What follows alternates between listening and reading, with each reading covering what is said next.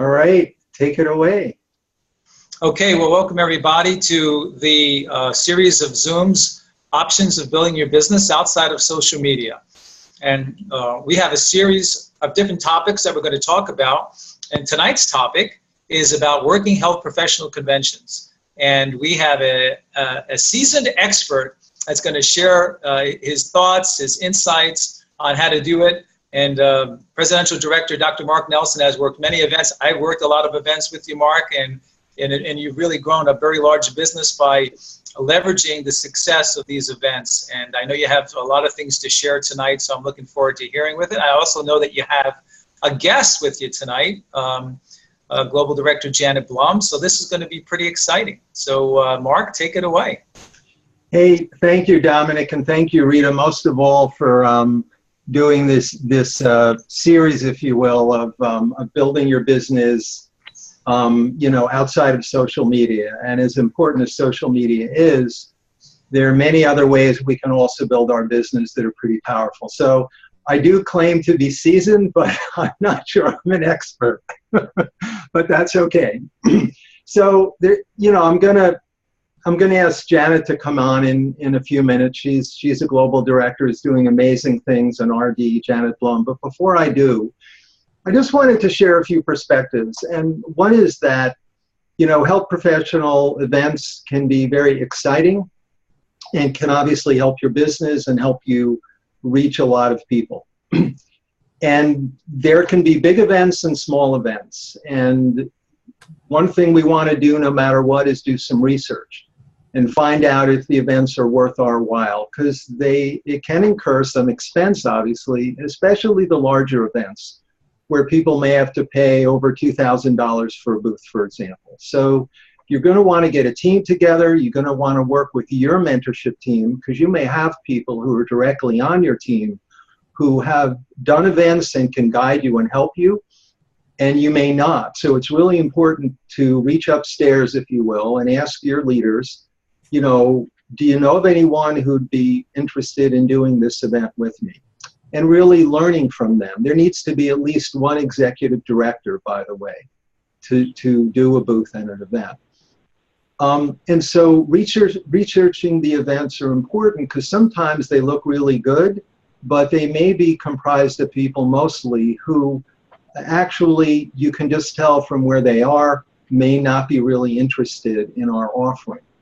It may be mostly administrators, for example, as opposed to people who are doing clinical work, whatever. But it's important to do a little research and to, look into things. And again, I always stress, you want to do these events with at least someone who's got a good deal of experience, because that experience can be extremely helpful for everyone. You obviously want to look at the investment, because it may entail airfare and hotel and the booth. Now, that doesn't mean they're not worthwhile. I'll just share my bias right now. My bias right now, after doing these for years, is I tend to focus more on smaller events. And one of the biggest reasons is I feel like we have richer interactions and conversations with people, because there aren't as many distractions. Now, have we done well doing big events? Yes. But smaller events, I think, have a way of allowing you to really meet people, have conversations, and they're more intimate. And that's important because this is a relationship business. The other thing I can add is you may have opportunities, depending on your experience or who you are with, if you plan well ahead, to give a talk at an event. Many of these events are looking for speakers and workshops. And I've been fortunate enough to be able to give a few talks at a number of events and have been able to, as a result, have a booth that's either discounted or free. And the talks can also help drive people to your booth. So something to think about. And I'm not saying that happens all the time, but it certainly is an avenue that one can pursue to not only drive traffic to the booth, but to make yourselves known and help build relationships and defray costs. In terms of some nitty-gritty things, we will talk about a few tools later, but one of the things that we obviously do when we share a booth with people is anyone who shares the cost, we share the leads. And that doesn't mean exactly, but we do our best to share the leads because we want everyone to be able to benefit and, you know, because they're pitching in and making an effort, obviously. The other thing, of course, is planning. It's very important for the team, whether if it's you yourself, then you plan with yourself. If there are 1 or 2 or 3 other people, or 4, however many you would like, it's very important that you discuss the event, obviously. When you're going to arrive, when you're going to leave, if you want to, you know, get hotel rooms together to cut costs, what literature you're thinking of having. And again, people can bring what they want, but we like to have some consistency in the literature and things like that. So just so you have a common approach can be very helpful and a common perspective in terms of how you actually do the event. The other thing I want to just add before I ask Janet to help out here is that it's important to look at the agenda and schedule of the events, because some events charge a good deal of money for a booth but give very little vendor time, like very little. And you may want to make sure that you know that before you go down there and find out that you only have 90 minutes of vendor time in a 6 or 8 hour day, for example. And I'm not saying this happens frequently, but it certainly can happen.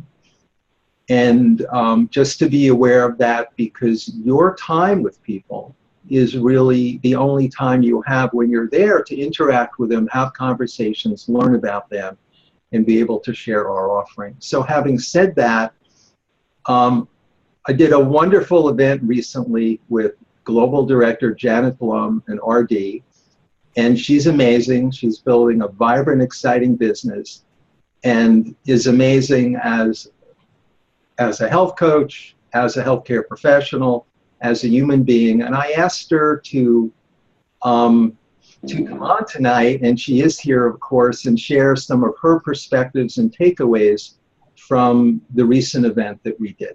And anything else you'd like to share, Janet? Well, thank you for building me up with that great introduction. Hi, everybody. Thanks for letting me share a little bit. Mark and I did do the New York Dietetic Association meeting last month, and it was really a great positive experience for both of us. You know, one of the things that I felt was beneficial was because of who the audience was. They were dietitians, and so was I. And, you know, Mark being a physician, I feel like we sort of came with that credibility to this group who was going to look for that type of credibility. We did have a lot of vendor time. And, you know, I think the purpose of us being there was really just to share who we are and what we do, and basically just get the name out there of what Take Shape for Life is all about. I think that you can't go in thinking you're going to come away with all of these new clients or all of these new coaches, and don't go in with those expectations, but really just coming in with the expectations of sharing. And that's exactly what we did. I think when people are at this actually was a really good one, because everybody had a card that they had to have each vendor sign off on, and if they visited every vendor and got it signed off on, then they were put into a drawing. So that encouraged people to actually visit every vendor, and what a great idea. A conversation with whoever is planning it, and you can, you know, give them that idea. That's a great idea. It was wonderful for us. So, you know, we sort of stood a little bit in front of the table and, you know, made ourselves approachable, not to attack people, but really just to say, hey, have you heard about Take Shape for Life? Have you heard of us? And, you know, most of the time they said no. And we would just say, would you like to know, you know, we're a lifestyle program, a lifestyle change program with a weight loss component. Are you interested in hearing a little bit about it? And, they always said yes. And we didn't give them, a whole lot of information. Our information that we did give was brief. Basically, we are personal health coaches, and we help assist people to create health, to reach their health goals. Maybe we say something like we have a structured plan with predictable results, but little bits and pieces without giving them, the whole story. And then really asking them, a question like, so, what brings you here? Or in this case, what do you do? Are you in private practice, or, are you working as a dietitian? And, getting into a little conversation and getting into just finding out a little bit about what they do and maybe what their struggles might be in their practice. So this is sort of specific to this particular group of dietitians. So I think you have to really just know who your audience is. And I think if you are with an audience that you can relate to, it's probably really helpful. I found that it was, because I knew where dietitians were coming from. So that was really helpful to me. Again, I wouldn't give out too many details. Asking questions, just like we do with potential clients, is so important, and gets that little relationship thing going. And then we had a sign-in sheet, and we asked people, are you interested in maybe setting up a conversation where we can talk a little bit more about this, if they were showing an interest. Or would you be interested in getting one of my newsletters? And so we didn't have every single person sign and give their email, but if we made a connection with them, then we did. And after that, it's follow-up. And I'm not going to say you come away with tons of things, but you do come away with quality names that you can then not only follow up with, but keep on your follow-up list. So it might be something that turns into something in a month or 3 months or 6 months or even a year. At one event, I had somebody that, ended up coming on board as a coach, but maybe a year later, because I did keep in touch with them over time. So I just feel like realistically, you need to go in with, without certain expectations, I guess I'm trying to say. And, it was wonderful. I mean, it was just a great experience to be able to chat with people and share what we do. And when we go next year, they're going to this time say, yes, I've heard of Take Shape for Life. Wow, Janet, thank you. I think just to sort of focus on a few things Janet said, I think one of the most important things, because one of the questions was, what was the return for you on this conference? And Janet and I were talking about the other day. So do I have someone who has signed up as a coach or a client? No, I don't. And do I want that to happen? I do, but I never worry about that, because we built a lot of relationships. We had some great conversations. There are a number of people, like 25, who gave me information, who encouraged 6 or 7, said, please be in touch with me. I really want to learn more about this. And these are relationships that we build over time. And the follow-up can be really helpful, obviously, because you can continue to reach out to people, see how they're doing. And also, Synduit can be a great tool in terms of the newsletter and other things. Just mentioning that for people who aren't aware of it, in terms of easy follow-up with people. And obviously, one of the things we do is we have lead cards, and these are very helpful and very important, where people can put in their name, email, and phone. It's always good to check the card, make sure you can read it. You can put their interest level 1 to 5 on the back. If someone really gets your attention, if they're really interested, as Janet said, I would say, would love to set up a Zoom with you and spend a few minutes having more of a conversation. And, you'll find people who are or aren't interested, but most of all, you are getting the word out. You're letting people know. And if you go back to the event, more people will recognize you and see you. And you become a part of, if you will, the culture of that event. And it is a relationship business. So one of the events that I did years ago, it was with Dominic, who taught me a lot about doing events. Thank you, Dominic. Was at a Pri-Med event, and I met a gentleman named Dr. Osvaldo Torres. and I had a bunch of cards and leads, and absolutely nothing happened except 6 months later, Dr. Torres called me up, said, "Dr. Nelson, do you remember me?" And I remembered him because when we were talking, he was alive. You know, he was engaged, he was alive, he wasn't staring at his shoes, he wasn't completely beaten up, as many doctors are today. And he ended up getting on the program, losing weight. His wife lost weight. He ended up introducing me to some other healthcare professionals. And that is now a very big part of our business. Now, the emphasis there is, you know, early on, I would worry about what's going to happen. I don't worry about what's going to happen. And the reason I don't is because I have no control over what's going to happen. I have no control of other people's choices and decisions. And this is a life lesson, not just a Take Shape for Life lesson. And that doesn't mean what I do or what Janet does isn't important. Follow-up is important. How we talk to people and show up is important.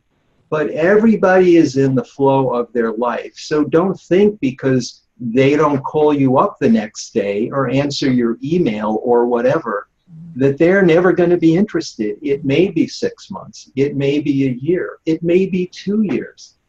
So one of the things I've shared before, and I always like to emphasize, is this is about getting to know people, asking questions, discovering their interests, their needs, their life, their stresses, strains, whatever.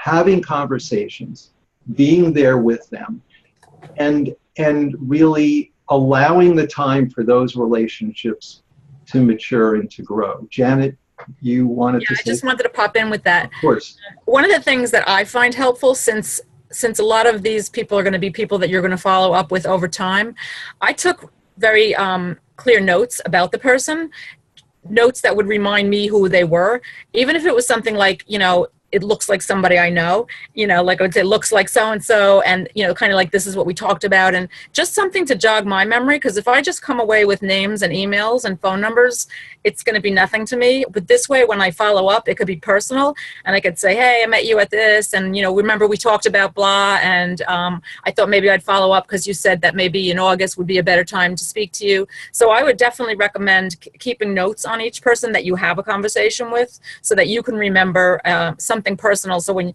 and I mean the same thing with pre-clients, nothing to do with you know, meetings like this, but when you speak to anybody, those notes are so important, so that when you do send a follow-up email or a follow-up call, you could say, you know, hey, remember in May we spoke about blah blah, and I'm just following up, you know, with that. So I think that that's a really important piece. And then some people were asking about the cards, and these are not available in Office in Motion. I believe this is just something that like Mark kind of typed up, and so he just put the logo on top and wrote, you know, name, email, phone number, and you know, a couple information like that, and then just sort of printed them up and cut them out. So I don't think it's anything so specific. It's really what you want on the information, which would be those, you know, those things. He also put your position in your office, but again, it would depend on the event itself, what information you wanted. And this is just for us. It's like, you know, it's like them filling this out rather than writing their name on a list. And we have, just so you know, this is a PDF that Dominic and Rita have, and I have it as well, and a number of other leaders have it. So just reach up to who's ever in your business, and they can give that to you.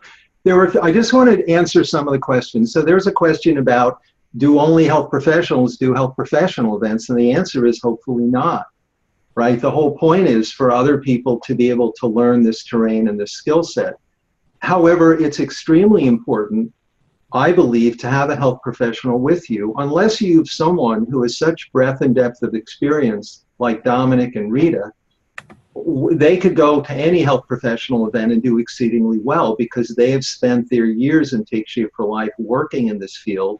They know health professionals, they know the issues, they've had thousands of conversations, and are highly, highly skilled. Probably two of the most people skilled, in my opinion, are all Take Shape for Life.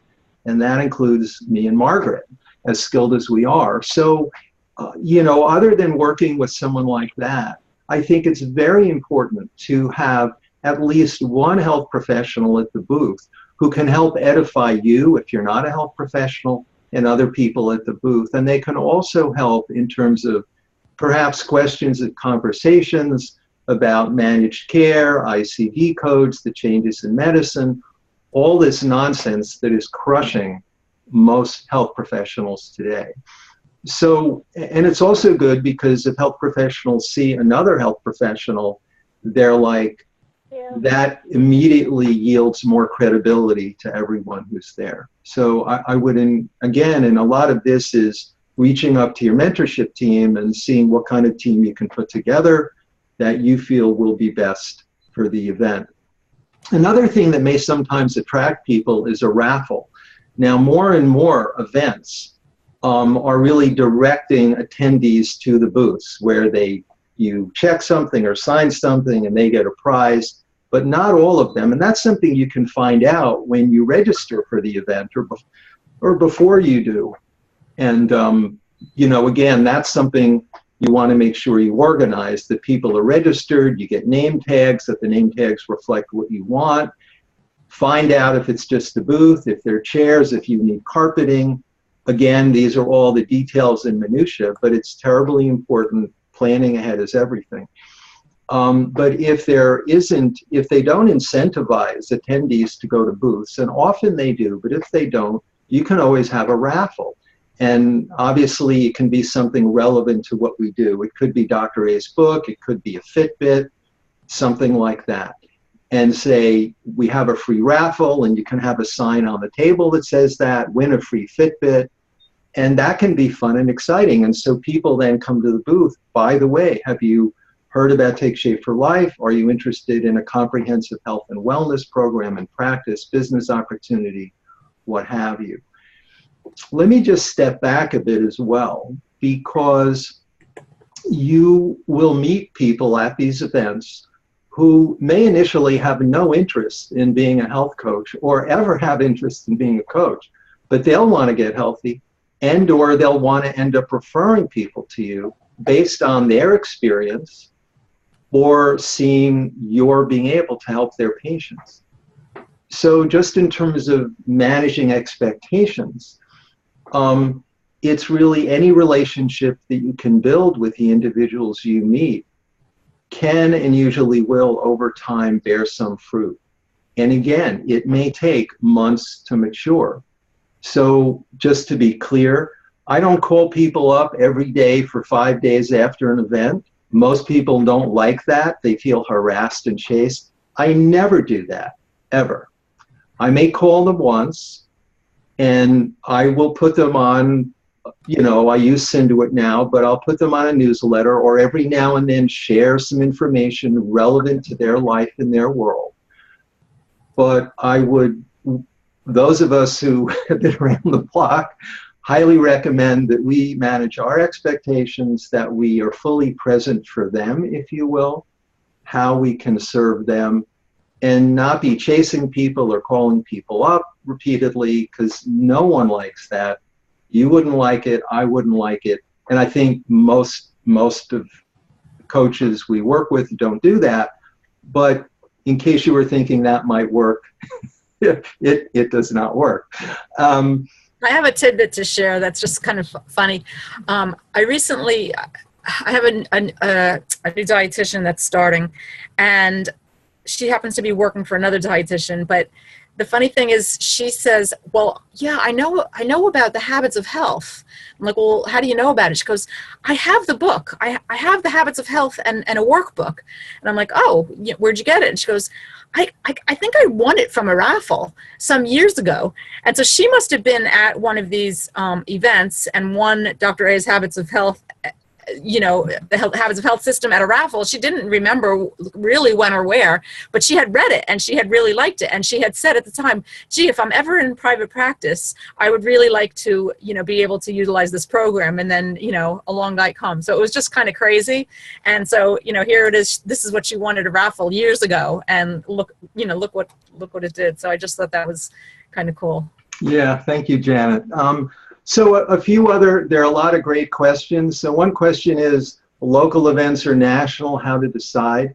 It's entirely up to you. You know, I don't think any of us can say, this is an event you should definitely do, this is an event you should definitely not do. Obviously, if there's a big national event close to you, that can be really good because you're in closer proximity.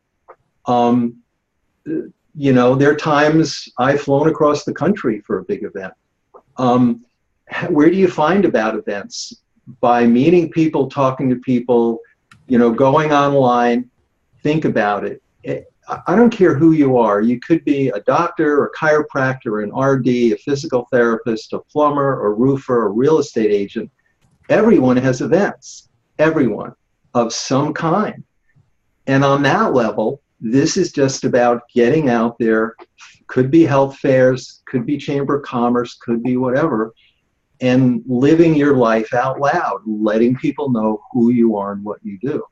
So while we're focusing to some degree on health professionals, the lessons here really apply to every person and every trade or skill you might imagine, because people are always getting together in their own communities. And when you say, wow, I would love to share a health and wellness program, would you be open to that? A lot of people are going to say, sure, we'd be open to that. So I think that's important. The cost of the booths can vary. A booth can be $30 or it can be $5,000. And that depends on the event, the size of the event. Again, that's something to weigh and consider, work with your team. You always want to ask, how many people do you expect at this event? Because if you're flying across the country for an event that has 250 people, you may want to reconsider as opposed to 5 or 10,000 people, right? So this is about doing the research, getting the information. And again, if you're not sure, reach up to your mentors, people on your team who have experience, and they're certainly happy to advise you. I did want to share just some of the tools, and one of the reasons I'm not focusing on the tools is because the most important thing that builds your business is you. And let me just, this may sound a little strange, but for those of us who are experienced doing this events, we don't need props or tools. I would feel as comfortable at an event almost with an empty table. Now, don't take that literally, but I think it's terribly important that you stand in front of your tools, and that comes with experience and training, where this is like breathing for you, where you are confident, secure, you're bulletproof. Because what you're really doing is not primarily sharing information, but building relationships, because verbal vomit is something we don't want to do. And a lot of times we are so anxious to tell people how wonderful this is that it ends up being verbal vomit, and they wipe themselves off and then they walk away. And just focusing again on what we all know. It's really nice to meet you. Where do you practice? What's your practice like? How do you like it? How are things going for RDs today? Are you in private practice? Do you work in a clinic? What's that like? You know, and people will, if you're sincere in really learning about them, they will open up and talk about their life, including people at the next booth, including other vendors who you can have conversations with and learn about them and ask about them. In fact, the way I learned about the event that Janet and I did was at another event. I was walking around, I talked to a vendor, and she was an RD, and she works for a supermarket. And we had a conversation, and I said, gee, have you ever heard of Take Shape for Life? She said, no. I said, well, you know, or do you have a private practice? I asked her about herself, and she said, no, not really. I mostly do this. She said, I'm really, you know, I love what I'm doing. It sounds like you're doing great stuff, Dr. Nelson. You really might be interested in this event. I said, what event? She said, well, there's an event coming up, and here's so she actually wrote down the contact information for me. We had built, you know, in a short time, some degree of trust in a relationship, and I ended up researching the event, said, I want to do this. It's RDs. I called Janet. I said, Janet, do you want to do this? She said, let's do it. And we had a fantastic time. So you know, it's important to really look at all the opportunities that you have in terms of having conversations with people, and you know, you'll discover things. You'll discover health professionals whose spouse may be a health professional or may be looking for something to do. One of the vendors I was talking with, she was actually next door working for a pharmaceutical company, and I noticed that she was pretty pregnant, right? It was hard to miss. And, you know, we were just talking, and she said, yeah, you know, I love what I do, but I want to be home with my kids. And I said, well, I have no idea if you'd be interested in this, but Take Shape for Life's a pretty amazing opportunity. We've empowered many moms to be at home with their kids because of the business and the program that we have to offer. And she said, gee, I might be really interested in that. And I said, you know, look, you've got stuff to do. I have stuff to do. People were coming in the hall. I said, here's my card. You know, let's stay in touch. And if it's something you ever would like to explore, I'd be happy to share it with you. And then just having a conversation. Oh,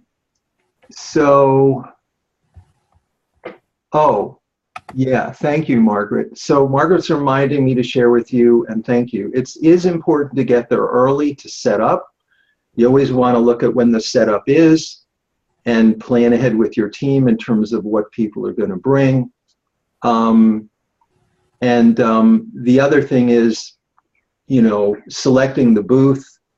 Again, it's good to look at a floor plan, and you don't want to be stuck in the back in a corner, but most days these days, people are coming in often from all directions, or I should say some of the time.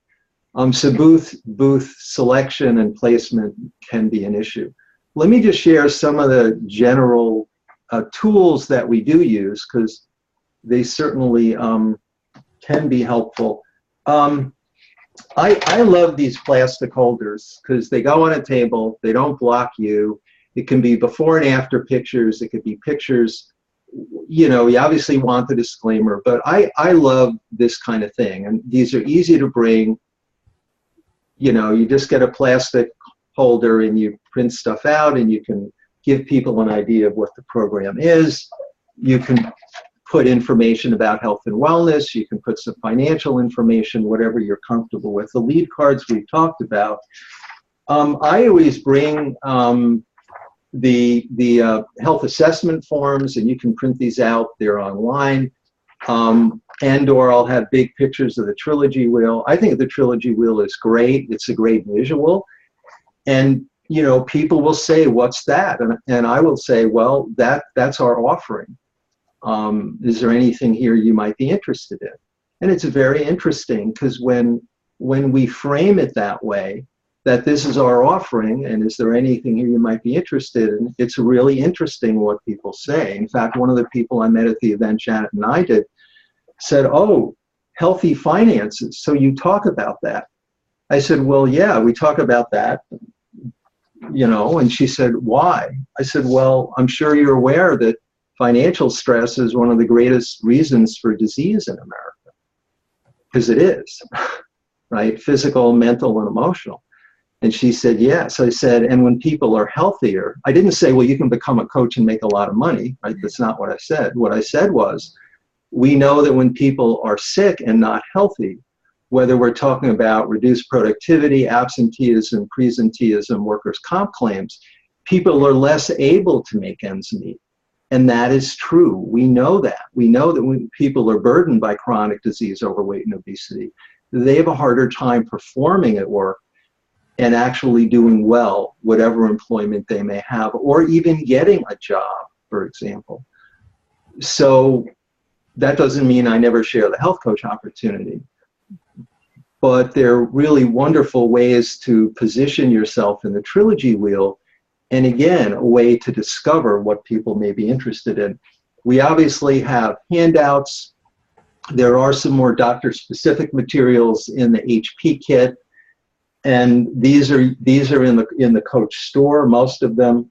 This is this you will know, the Healthy Body brochure, here's some business brochures. This is creating health for your patients in your practice.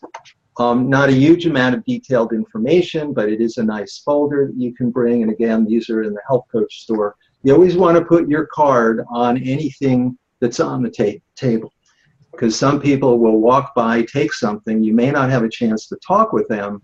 You at least want to make sure they have your card, or you split the table up in terms of how many people you have, so they can reach out to you. I always bring a copy of Dr. Anderson's book, always, because what I want people to understand is we don't sell meal replacements, and meal replacements are a tool, but we're really about healthy minds and changing people's mindset so people can be in control of their weight and their health for the rest of their life. And this is really I believe, a critical and foundational understanding, which is precisely what distinguishes us, among other things, from food and losing weight, which is called a diet. The other piece that we often find helpful, though I don't necessarily share this, but at the RD event, it was obviously of great interest, is the product guide, right? Because I'm sure, Janet, you'll agree, RDs want to know about the products, which is completely fine.